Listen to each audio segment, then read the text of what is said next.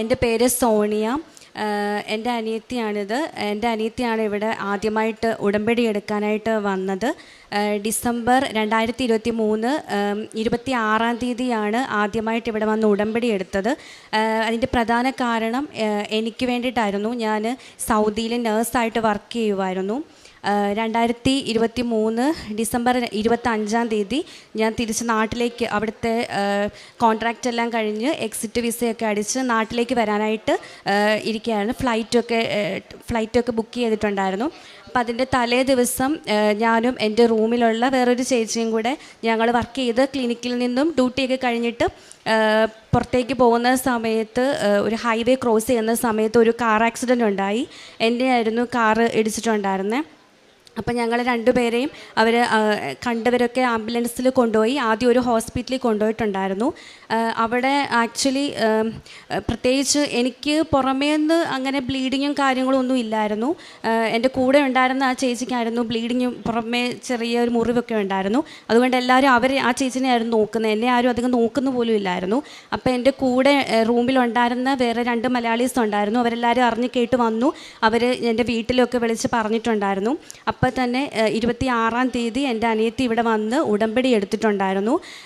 ഉടമ്പടി എടുത്തതിന് ശേഷമാണ് ആ ഹോസ്പിറ്റലിൽ നിന്ന് പെട്ടെന്ന് തന്നെ അവർ എൻ്റെ കൂടെ വർക്ക് ചെയ്തവർ പറഞ്ഞിട്ട് അവൾക്കൊട്ടും വയ്യ, അവളെ നോക്കണം എന്ന് പറഞ്ഞു. അങ്ങനെയാണ് അവരെൻ്റെ ഇൻവെസ്റ്റിഗേഷൻസൊക്കെ ചെയ്യാനായിട്ട് തുടങ്ങിയത്. അപ്പോൾ ഫുള്ള് എക്സ്റേ എടുത്തു, CT, MRI എല്ലാം ചെയ്തിട്ടുണ്ടായിരുന്നു. അപ്പോഴായിരുന്നു എനിക്ക് എൻ്റെ ഫീമർ ഫ്രാക്ചർ ഉണ്ടായിരുന്നു. എൻ്റെ 2 കാലിൻ്റെയും ടിബിയൽ ഫ്രാക്ചറും ഒക്കെ ഉണ്ടായിരുന്നു. കഴുത്തും ഒന്നും അനക്കാൻ പറ്റില്ലായിരുന്നു. ഫുൾ പെയിനായിരുന്നു. അപ്പോൾ കണ്ടിന്യൂസ് ആയിട്ട് പെയിൻ മെഡിക്കേഷനും സെഡേഷനുമായിട്ട് പോയിക്കൊണ്ടിരിക്കുമായിരുന്നു. ഞാൻ ജസ്റ്റ് കണ്ണ് തുറക്കുന്നേ ഉള്ളൂ. എനിക്ക് ആരോടും ഞാനൊന്നും മിണ്ടുന്നൊന്നുമില്ല. അപ്പോൾ അങ്ങനെ ജസ്റ്റ് ആ ഹോസ്പിറ്റലിൽ ഇൻഷുറൻസോ കാര്യങ്ങളോ ഒന്നുമില്ല. കാരണം ഞാൻ ആക്ച്വലി അവിടുന്ന് നാട്ടിലേക്ക് പോരാൻ വേണ്ടി നിൽക്കുന്നത് കൊണ്ട് തന്നെ നമുക്കിപ്പോൾ അവിടെ അഡ്മിറ്റ് ആക്കിയാൽ പൈസ മുടക്കാനൊന്നും നമുക്ക് ഇല്ല. ഞാൻ ആക്ച്വലി വർക്ക് ചെയ്ത കമ്പനിയിലാണെങ്കിൽ നമ്മൾ മലയാളീസിനോട് അത്ര ഇതുള്ളവരൊന്നും അല്ലായിരുന്നു. പക്ഷേ ഞാൻ എൻ്റെ ഉടമ്പടി എടുത്തതിന് ശേഷം എനിക്കറിയില്ല, എന്തോ അത്ഭുതം പോലെ തന്നെ ആ കമ്പനിയിലുള്ളവർ തന്നെ പറഞ്ഞു, അവർ ഫ്ലൈറ്റൊക്കെ ക്യാൻസൽ ചെയ്തിട്ട് പറഞ്ഞു ഇൻഷുറൻസ് ഉള്ള ഒരു വലിയ ഹോസ്പിറ്റലിലേക്ക് നമുക്ക് മാറ്റാമെന്ന് പറഞ്ഞിട്ട് ഞങ്ങൾ രണ്ടുപേരെയും വേറെ ഹോസ്പിറ്റലിലേക്ക് മാറ്റി. അവിടെ ചെന്ന് കഴിഞ്ഞപ്പോൾ തന്നെ ആദ്യം എൻ്റെ ഫീമർ ഫ്രാക്ചർ ആയതുകൊണ്ട് അത് കോംപ്ലിക്കേറ്റഡ് ആയിരുന്നു. ആദ്യം തന്നെ ആ സർജറി ആയിരുന്നു അവർ ചെയ്തിട്ടുണ്ടായിരുന്നത്. അതിനുശേഷം ഞാൻ ICUലായിരുന്നു. ഒരു 2 ആഴ്ചയോളം ICUലായിരുന്നു. അപ്പം വൂണ്ടൊക്കെ നോക്കിയതിന് ശേഷമേ എൻ്റെ ടിബിയൽ ഫ്രാക്ചറിൻ്റെ സർജറി ചെയ്യത്തുള്ളൂ പറഞ്ഞായിരുന്നു. അത് കഴിഞ്ഞിട്ട് ഡോക്ടർ വന്നിട്ട് പറഞ്ഞു 1 മാസം എടുക്കും അടുത്ത സർജറി ചെയ്യാനായിട്ട്. എനിക്ക് എന്തോ യൂറിനൽ ഇൻഫെക്ഷൻ ഉണ്ടായിരുന്നു. പിന്നെ നെക്ക് കോളറൊക്കെ ഇട്ടേക്കുന്നതുകൊണ്ട് ഇച്ചിരി ലേറ്റ് ആവും, ഇനി 1 മാസം കഴിഞ്ഞിട്ട് നടത്തത്തുള്ളൂ പറഞ്ഞു. അപ്പോൾ അത് കേട്ടപ്പോൾ എനിക്ക് സങ്കടമായിട്ട് ഞാൻ കരഞ്ഞു. അപ്പോൾ വീട്ടിൽ എൻ്റെ മൊബൈലൊന്നും ഇല്ലായിരുന്നു. അപ്പോൾ അവിടെ ICU ഉണ്ടായിരുന്ന നഴ്സുമാരൊക്കെ വളരെ സപ്പോർട്ടീവായിരുന്നു. അപ്പോൾ അവർ തരുന്ന ഫോണിൽ ഞാൻ വീട്ടിൽ വിളിച്ച് പറഞ്ഞു. അങ്ങനെ വീട്ടിലെല്ലാവരും വിളിച്ച് പ്രാർത്ഥിക്കുന്നുണ്ടായിരുന്നു. അപ്പോൾ എൻ്റെ അനിയത്തി ഇവിടെ ഡേറ്റ് ഇട്ട് പ്രാർത്ഥിക്കുമായിരുന്നു. ജനുവരി 15 മുമ്പായിട്ട് അവളുടെ സർജറി നടത്തണമെന്ന്. എന്നോട് ഡോക്ടർ പറഞ്ഞ ഫെബ്രുവരിയൊക്കെ ആകുമ്പോഴേ നടത്തുള്ളൂ എന്നാണ് പറഞ്ഞത്. പക്ഷേ അങ്ങനെ അവൾ ഡേറ്റ് ഇട്ട് പ്രാർത്ഥിച്ചു. അതിൻ്റെ പിറ്റേ ദിവസം തന്നെ ഡോക്ടർ വന്നിട്ട് പറഞ്ഞു നമുക്ക് നെക്സ്റ്റ് ഡേ സർജറി ചെയ്യാമെന്ന് പറഞ്ഞു. അങ്ങനെ എൻ്റെ സർജറി അതും കഴിഞ്ഞിട്ടുണ്ടായിരുന്നു. പിന്നെ എൻ്റെ കൂടെ ഉണ്ടായിരുന്നത് ഞങ്ങളൊരു 4 മലയാളീസേ ഉള്ളായിരുന്നു. അവരെല്ലാവരും തന്നെ അവരുടെ കോൺട്രാക്റ്റ് പീരീഡ് എല്ലാം കഴിഞ്ഞ് അവർ തിരിച്ച് നാട്ടിലേക്ക് പോവുകയാണ്. എൻ്റെ കൂടെ ഉണ്ടായിരുന്ന ചേച്ചിയും വാർഡിലായിരുന്നു. ആ ചേച്ചിയും ഡിസ്ചാർജായി നാട്ടിൽ പോയി. പിന്നെ ഞാൻ മാത്രമേ ഉള്ളൂ. എനിക്ക് അവിടെ ആരെയും തന്നെ പരിചയവും ഇല്ല, ഒരാളെ എനിക്ക് പരിചയമില്ലായിരുന്നു. അപ്പോൾ എൻ്റെ അനിയത്തിയുടെ ഫ്രണ്ട് ഈ ഹോസ്പിറ്റലിൽ വിളിച്ച് കോൺടാക്റ്റ് ചെയ്ത സമയത്ത് അവിടെ ഞാൻ കിടക്കുന്ന ICUവിൽ തന്നെ ഒരു മാനേജർ ഉണ്ടായിരുന്നു. ആ ചേട്ടനെ വിളിച്ച് സംസാരിച്ചു. അങ്ങനെ ആ ചേട്ടൻ വന്നെന്നെ കാണുകയും പ്രാർത്ഥിക്കുകയൊക്കെ ചെയ്യുമായിരുന്നു. എന്നിട്ട് പറഞ്ഞ് പേടിക്കൊന്നും വേണ്ട, ഞങ്ങളെല്ലാവരും നോക്കിക്കോളാം എന്ന് പറഞ്ഞ് അവരായിരുന്നു എൻ്റെ എല്ലാ കാര്യങ്ങളും അവിടെ നോക്കുകയും ഒക്കെ ചെയ്യുന്നുണ്ടായിരുന്നു. പിന്നെ സത്യം പറഞ്ഞ ഉടമ്പടി എടുത്തതിന് ശേഷം ആരും ഇല്ല എന്ന് വിചാരിച്ചിരുന്ന സ്ഥാനത്ത് എനിക്ക് അവിടെ ഉള്ള എല്ലാവരും എൻ്റെ ആൾക്കാരെ പോലെ ആയിരുന്നു. എല്ലാവരും എന്നെ നന്നായിട്ടായിരുന്നു നോക്കുന്നത്. അതിനുശേഷം പിന്നെ 2 സർജറിയും കഴിഞ്ഞതിന് ശേഷം എനിക്ക് വാർഡിലേക്കാണ് ഷിഫ്റ്റ് ചെയ്തു. അപ്പോൾ വാർഡിലേക്ക് പോകുമ്പോഴും എനിക്ക് ഇൻഷുറൻസ് ആയതുകൊണ്ട് ആക്ച്വലി നമുക്ക് സിംഗിൾ റൂമോ അങ്ങനെയൊന്നും കിട്ടില്ല. പക്ഷേ എൻ്റെ എല്ലാ കാര്യത്തിനും അപ്പോൾ ഈ മാനേജർ ഈ ചേട്ടനാണെങ്കിലും അവിടെ എനിക്കായിട്ട് സിംഗിൾ റൂമൊക്കെ അലൊക്കേറ്റ് ചെയ്ത് തന്നു എപ്പോഴും. പിന്നെ അവിടെ ആ വാർഡിലുള്ളവരോടും ഒക്കെ പറയുകയും ആ ഹോസ്പിറ്റലിൽ എല്ലാവരും തന്നെ എന്നെ കാണാൻ വരികയും അവരുടെ പൊസിഷൻ പോലും നോക്കാതെ എനിക്ക് വേണ്ടി എല്ലാ കാര്യങ്ങളും കെയർ ചെയ്യുകയൊക്കെ ചെയ്തു തരുമായിരുന്നു. അപ്പോൾ എൻ്റെ ഫോണെന്നും പോലീസിൻ്റെ കയ്യിലായിരുന്നു. ഞാൻ വാർഡിലോട്ട് മാറിയ സമയത്താണ് എൻ്റെ കയ്യിൽ ഫോൺ കിട്ടുന്നത്. അപ്പോൾ എനിക്ക് ആക്സിഡൻറ്റ് പറ്റുന്നതിന് മുമ്പായിട്ട് എൻ്റെ കൊന്തയുണ്ട്. അപ്പോൾ കൊന്തയിൽ കാശിരൂപം ഉണ്ടായിരുന്നു കൃപാസന മാതാവിൻ്റെ. പക്ഷേ ഞാനങ്ങനെ യൂട്യൂബിൽ അങ്ങനെ ധ്യാനം കൂടുക അങ്ങനെ ഒന്നും ഞാൻ ചെയ്തിട്ടില്ല. അപ്പോൾ ഈ ആക്സിഡൻറ്റ് പറ്റുന്നതിന് മുന്നേ എൻ്റെ കൊന്ത പൊട്ടിപ്പോയിട്ടുണ്ടായിരുന്നു, അതൊക്കെ നഷ്ടപ്പെട്ടു. അപ്പോൾ അവിടെ ICUലായിരുന്ന സമയത്ത് എനിക്ക് അവിടുത്തെ സിസ്റ്റർമാരൊക്കെ വന്നിട്ട് എനിക്കൊരു കൊന്തയൊക്കെ ഇട്ട് തന്നു. പിന്നെ എൻ്റെ നാട്ടിലിവിടെ വീടിനടുത്തൊരു ടീച്ചറുണ്ട്. അപ്പോൾ ആ ടീച്ചർ ഗ്രൂപ്പിൽ മെസ്സേജൊക്കെ അയച്ചു, അവിടെ ആരെങ്കിലും റിയാദ് ഹോസ്പിറ്റലിനടുത്ത് ആരെങ്കിലും ഉണ്ടെങ്കിൽ ഒന്ന് ഹെൽപ്പ് ചെയ്യണമെന്നൊക്കെ പറഞ്ഞിട്ട്. അപ്പോൾ അവരൊരു ഫാമിലി ഉണ്ടായിരുന്നു, അവർ വന്ന് എന്നെ കാണുകയും എനിക്ക് വേണ്ട കാര്യങ്ങൾ ചെയ്തു തരികയും ചെയ്യുന്നുണ്ടായിരുന്നു. അപ്പോൾ അവർ വന്നപ്പോൾ എനിക്ക് കൃപാസന മാതാവിൻ്റെ ഇവിടുത്തെ കാശുരൂപം കൊണ്ടുവന്നിട്ടുണ്ടായിരുന്നു. അപ്പോൾ എനിക്ക് ഒത്തിരി സന്തോഷമായി. അത് എനിക്ക് എൻ്റെ കൊന്തയിൽ കോർത്തിട്ട് തന്നിട്ടുണ്ടായിരുന്നു. പിന്നെ വാർഡിലേക്ക് ചെന്ന് കഴിഞ്ഞ് എനിക്ക് ഫോൺ കിട്ടിക്കഴിഞ്ഞപ്പോൾ ഞാൻ യൂട്യൂബ് എടുത്ത് നോക്കിയപ്പോൾ ഞാൻ അതിൽ ഫുള്ള് കാണുന്നത് കൃപാസന മാതാവിൻ്റെ ഇവിടുത്തെ ധ്യാനവും അച്ഛൻ്റെ ധ്യാന പ്രസംഗവും ലൈവും സാക്ഷ്യങ്ങളും ഒക്കെ ആയിരുന്നു. അപ്പോൾ അതൊക്കെ ഞാൻ കാണുന്നുണ്ടായിരുന്നു. അപ്പോൾ ഇവിടെ ഡോക്ടേഴ്സ് അവിടെ വരുന്ന സമയത്ത് അപ്പോൾ എൻ്റെ കാലിൽ പ്ലാസ്റ്റർ എല്ലാം ഇട്ടിട്ടുണ്ട്. അപ്പോൾ ഞാൻ അവരോട് ചോദിക്കുക എപ്പോഴാണ് ഇതൊക്കെ ഒന്ന് മാറ്റുന്നത്, എപ്പോഴാണ് എനിക്കൊന്ന് നടക്കാൻ പറ്റുന്നതൊക്കെ ചോദിക്കുമായിരുന്നു. അപ്പോൾ എൻ്റെ ഈ കാല് ഞാൻ ഒന്നും അനക്കത്ത് പോലും ഇല്ലായിരുന്നു, ഈ വലത്തെ കാല് അതുപോലെ വേദനയൊക്കെ ആയിരുന്നു. അപ്പോൾ മുട്ടൊക്കെ സ്റ്റിഫായിട്ടിരുന്നിട്ട് മടക്കാനും ഒന്നും പറ്റത്തില്ലായിരുന്നു. അപ്പോൾ ഡോക്ടർ പറയും എക്സ്റേ ഒക്കെ എടുത്ത് നോക്കണം എന്നൊക്കെ പറയുന്നേ ഉള്ളൂ, അവർ ചെയ്യുന്നുമില്ലായിരുന്നു. അപ്പോൾ ഞാൻ എല്ലാ ദിവസവും ഇതുപോലെ യൂട്യൂബിലെ ധ്യാനം കാണുകയും സാക്ഷ്യങ്ങൾ കേൾക്കുകയും പരിശുദ്ധ കുർബാന കൂടുകയൊക്കെ ചെയ്യുമായിരുന്നു. അത് കഴിഞ്ഞിട്ട് നെക്സ്റ്റ് ഡേ തൊട്ട് അവർ എക്സ്റേക്ക് കൊണ്ടുവന്ന സമയത്ത് ഞാൻ അവിടെ ഇരുന്ന് വിശ്വാസ പ്രമാണം ചൊല്ലി പ്രാർത്ഥിക്കുമായിരുന്നു. അപ്പോൾ അവർ എക്സ്റേ നോക്കിയിട്ട് പറഞ്ഞു കുഴപ്പമൊന്നുമില്ല, വൂണ്ടൊക്കെ ഹീലായി, ഇനി നമുക്ക് ഫിസിയോതെറാപ്പി സ്റ്റാർട്ട് ചെയ്യാമെന്നൊക്കെ പറഞ്ഞു. അങ്ങനെ അവർ പതിയെ തുടങ്ങുന്നുണ്ടായിരുന്നു. അപ്പോൾ ഡോക്ടർമാരും പറയുന്നത് ഇപ്പോൾ എൻ്റെ കാലിൻ്റെ ഒരു വലിയ ഫ്രാക്ചറായിരുന്നു. അപ്പോൾ ഒരു 6 മാസം 1 വർഷമൊക്കെ എടുക്കും വൃത്തിക്കൊന്ന് നടക്കാനായിട്ടെന്ന് പറഞ്ഞിട്ടുണ്ടായിരുന്നു. പക്ഷേ എനിക്ക് നല്ല വിശ്വാസമായിരുന്നു. എൻ്റെ വീട്ടിൽ നിന്നും പറയുന്നു നീ പേടിക്കേണ്ട, നമ്മൾ മാതാവുണ്ട് കൂടെ, ഇവിടെ ഉടമ്പടി എടുത്തിട്ടുണ്ട്, പേടിക്കൊന്നും വേണ്ട, എപ്പോഴും ഒരു ധൈര്യമായിരുന്നു അങ്ങനെ ഒരു ഇതിൽ. അപ്പോൾ ഞാൻ അങ്ങനെ എന്നും പ്രാർത്ഥിക്കുന്നുണ്ടായിരുന്നു. അപ്പോൾ ഫിസിയോയ്ക്ക് പോകുന്ന സമയത്തും എക്സസൈസ് ചെയ്യുമ്പോഴാണെങ്കിലും നല്ല പെയിനുണ്ട്. അപ്പോൾ ആ സമയത്ത് ഞാൻ വചനം ചൊല്ലുമായിരുന്നു, എപ്പോഴും ചൊല്ലിക്കൊണ്ടിരിക്കുമായിരുന്നു. അപ്പോൾ എന്നെ കാണാൻ വരുന്നവരും ഒക്കെയും മാതാവിനും ഒക്കെ ഭക്തിയും ഒക്കെ ഉള്ളവരായിരുന്നു. അപ്പോൾ അവരെന്നോട് പറയും ഈ ഒരു സമയം നീ സങ്കടപ്പെട്ടൊന്നും ഇരിക്കാതെ നന്നായിട്ട് പ്രാർത്ഥിക്കുക, ഈശോയ്ക്ക് ഒത്തിരി ഇഷ്ടമുള്ളത് കൊണ്ടാണ് ഇങ്ങനെയൊക്കെ ആയത്, നന്നായിട്ട് പ്രാർത്ഥിക്കാൻ പറയുമായിരുന്നു. അങ്ങനെ എല്ലാ ദിവസവും ഞാൻ ബൈബിൾ എൻ്റെ കയ്യിലില്ല, ഫോണിൽ ഉള്ള ഒരു ആപ്പുണ്ട്. അപ്പോൾ അതിൽ ഞാൻ എല്ലാ ദിവസവും ബൈബിളും ചൊല്ലും, ഇതെല്ലാം സാക്ഷ്യങ്ങളും ഒക്കെ കേൾക്കുമായിരുന്നു.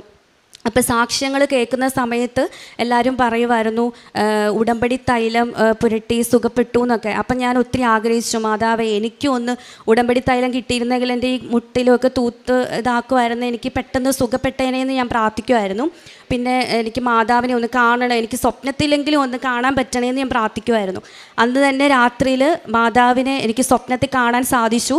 പക്ഷെ മുഖം ക്ലിയർ ആയില്ല, പക്ഷേ ആ ഒരു രൂപം ആദ്യം കണ്ടപ്പോൾ ഞാൻ പേടിച്ച് നിൽക്കുമായിരുന്നു.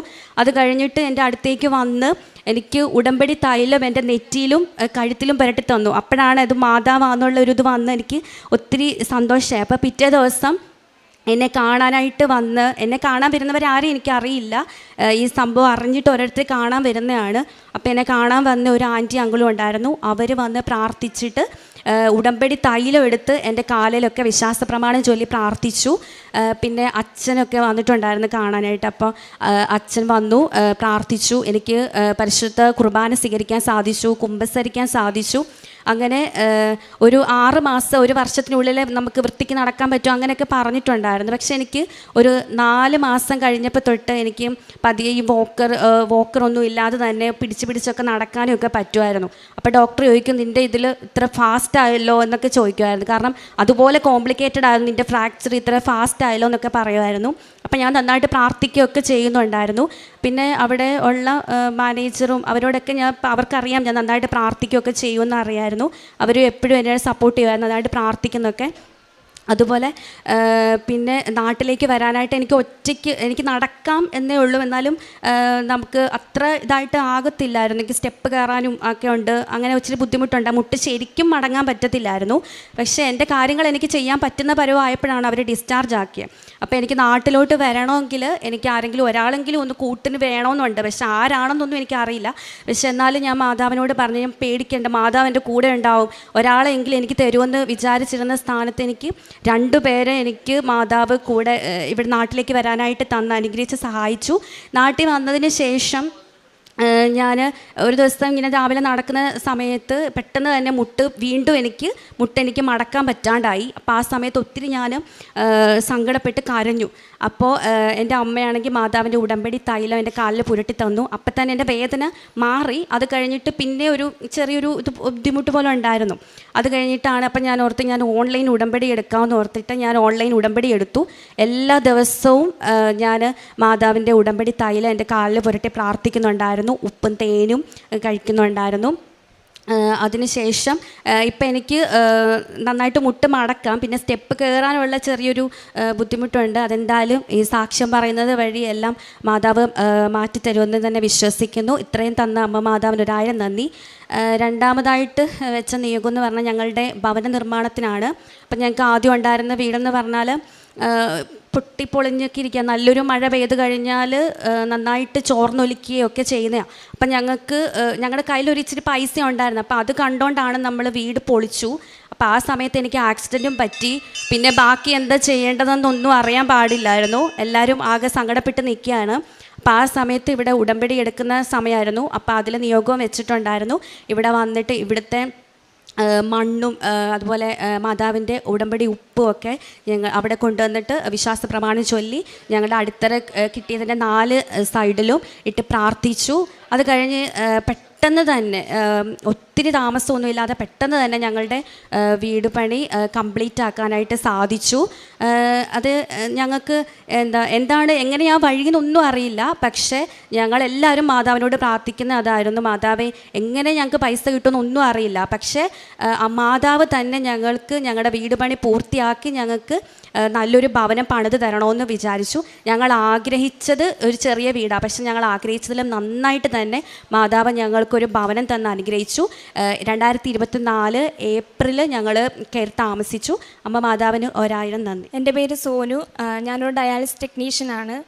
ഞാൻ ഉടമ്പടി നിയോഗത്തിൽ എനിക്ക് ഇപ്പോൾ ഉള്ളതിലും കുറച്ചും കൂടെ കൂടുതൽ സാലറി ഉള്ളൊരു ജോലി ഞാൻ ആഗ്രഹിച്ചിരുന്നു, പ്രാർത്ഥിച്ചു. ഒരുപാട് ഹോസ്പിറ്റലിൽ ഞാൻ CV ഒക്കെ അയച്ചു കൊടുത്തു. പക്ഷേ അവരാരും പോസിറ്റീവായിട്ടൊരു റിസൾട്ട് തന്നില്ല. അപ്പം ഞാൻ ഒരുപാട് വിഷമിച്ചു. എങ്കിലും തളരാതെ ഞാൻ മാതാവിനോട് വീണ്ടും പ്രാർത്ഥിച്ചു കൊണ്ടിരുന്നു. ഞാൻ മാതാവിനോട് പറഞ്ഞു, ഞാൻ ആഗ്രഹിച്ച സാലറി നീ എനിക്ക് എനിക്ക് കിട്ടുന്ന ഫസ്റ്റ് സാലറിയിൽ നിന്ന് ഒരു തുക മാറ്റിവെച്ച് ഞാൻ കാരുണ്യ പ്രവർത്തിക്കായിട്ട് അത് വിനിയോഗിക്കുമെന്ന് പറഞ്ഞിരുന്നു. അതിൻ്റെ ഫലമായിട്ട് എൻ്റെ ഒരു ഫ്രണ്ട് CV ഞാൻ 1 വർഷമായിട്ട് കൊടുത്തിട്ടിരിക്കുമായിരുന്നു ആ ഹോസ്പിറ്റലിൽ നിന്ന്. അവിടുന്ന് വിളിക്കുകയും ഇൻ്റർവ്യൂ അറ്റൻഡ് ചെയ്യുകയും എനിക്കവിടെ ജോലി ലഭിച്ചു. ഞാൻ എത്രയാണോ മാതാവിനോട് ആവശ്യപ്പെട്ടത് അത്രയും തുക തന്നെ എനിക്ക് സാലറി ആയിട്ട് ലഭിച്ചു. അതിലെനിക്ക് ഒരുപാട് സന്തോഷമുണ്ട്. അതുപോലെ തന്നെ എനിക്ക് കുറച്ച് മാസങ്ങൾക്ക് മുമ്പ് നടുവിന് നല്ല വേദന അനുഭവപ്പെട്ടു. പെട്ടെന്നുണ്ടായതാണ്. ഞാൻ ഡോക്ടറെ കാണിച്ചു, മരുന്നൊക്കെ മേടിച്ചു, എക്സ്റേ ഒക്കെ എടുത്തു. ഒരു കുഴപ്പമില്ല എന്ന് ഡോക്ടർ പറഞ്ഞു. പക്ഷേ മെഡിസിനൊന്നും കഴിച്ചിട്ട് എൻ്റെ നടുവേദനയ്ക്ക് ഒരു കുറവും ഇല്ലായിരുന്നു. അപ്പം ഞാൻ ഉടമ്പടി തൈലം എൻ്റെ നടുവിൽ പുരട്ടി വിശ്വാസ പ്രമാണം ചൊല്ലി പ്രാർത്ഥിച്ചു. അതിൻ്റെ ഫലമായിട്ട് അത്ഭുതകരമായിട്ട് എൻ്റെ നടുവേദന പൂർണ്ണമായി സൗഖ്യപ്പെട്ടു. മാതാവിന് 1000 നന്ദി. കാരുണ്യപ്രവൃത്തിയായിട്ട് ഇവിടുത്തെ കൃപാസനം പത്രം എല്ലാവർക്കും കൊടുക്കാറുണ്ടായിരുന്നു. അതുപോലെ തന്നെ സാക്ഷ്യങ്ങൾ കേട്ട് അത് യൂട്യൂബ് വഴി കേട്ട് ഷെയർ ചെയ്യാറുണ്ട്. പിന്നെ രോഗികളോട് കുറച്ച് സമയം കൂടുതൽ അവരോട് സ്പെൻഡ് ചെയ്യാനും അവർക്ക് സന്തോഷം ലഭിക്കുന്ന രീതിയിൽ അവരോട് കൂടുതൽ സംസാരിച്ച് അവരുടെ കാര്യങ്ങളൊക്കെ തിരക്കി അവർക്ക് വേണ്ടി പ്രാർത്ഥിക്കാനൊക്കെ ഞാനിപ്പോൾ ശ്രമിക്കാറുണ്ട്. പിന്നെ ഉടമ്പടിക്ക് ശേഷം എൻ്റെ ജീവിതത്തിൽ ഉണ്ടായ മാറ്റം എന്ന് പറഞ്ഞാൽ, ഇതിനു മുമ്പ് ജപമാലയൊക്കെ ചൊല്ലാൻ എനിക്ക് ഭയങ്കര മടിയായിരുന്നു. ബൈബിൾ വായനയൊക്കെ വളരെ കുറവായിരുന്നു. ഉടമ്പടി എടുത്തതിന് ശേഷം എൻ്റെ ജീവിതത്തിൽ പ്രാർത്ഥന വലിയൊരു ഭാഗമായിട്ട് മാറി. ദിവസവും ഞാൻ ജപമാല ചൊല്ലും. ഇപ്പം അരമണിക്കൂറെങ്കിലും കുറഞ്ഞത് ബൈബിൾ വായിക്കാൻ ശ്രമിക്കാറുണ്ട്. ഞങ്ങളുടെ ജീവിതത്തിൽ ഒരുപാട് അനുഗ്രഹങ്ങൾ തന്ന പരിശുദ്ധ അമ്മയ്ക്കും തിരുക്കുമാരനും 1000 നന്ദി പറയുന്നു. സങ്കീർത്തനം 91:7 നിന്റെ പാർശ്വങ്ങളിൽ 1000 മരിച്ചു വീണേക്കാം, നിന്റെ വലത്തുവശത്ത് 10,000 എങ്കിലും നിനക്കൊരനർത്ഥവും സംഭവിക്കുകയില്ല.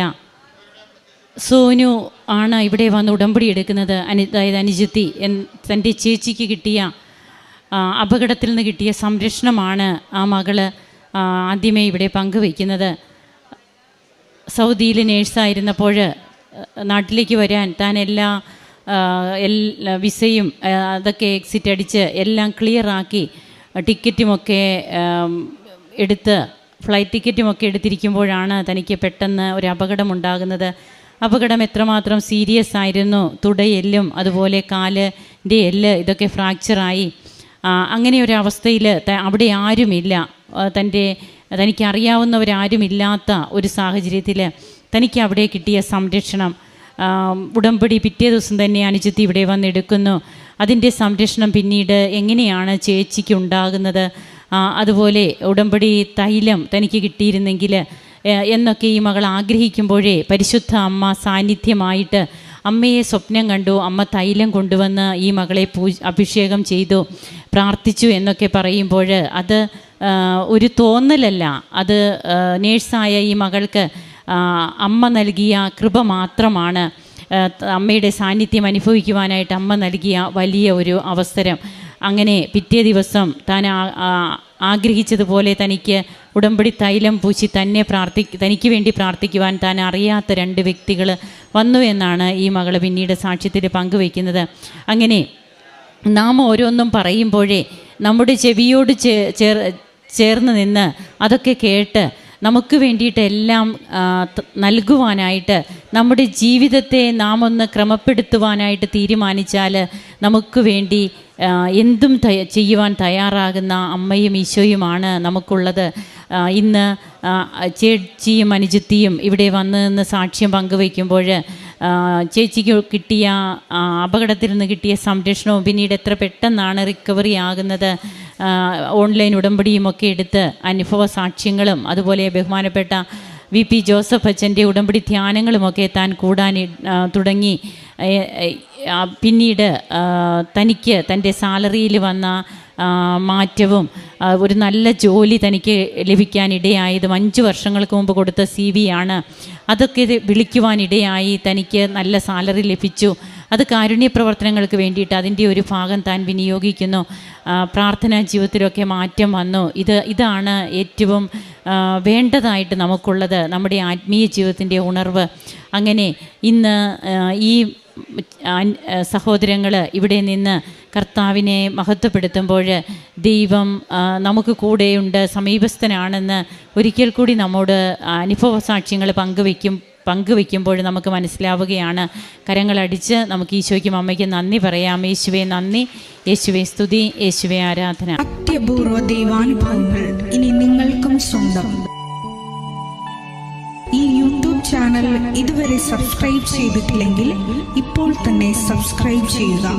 ഈ വീഡിയോ ഇപ്പോൾ തന്നെ നിങ്ങളുടെ സുഹൃത്തുക്കൾക്ക് ഷെയർ ചെയ്തുകൊണ്ട് കർത്താവിൻ്റെ പ്രേക്ഷിതരാകുക.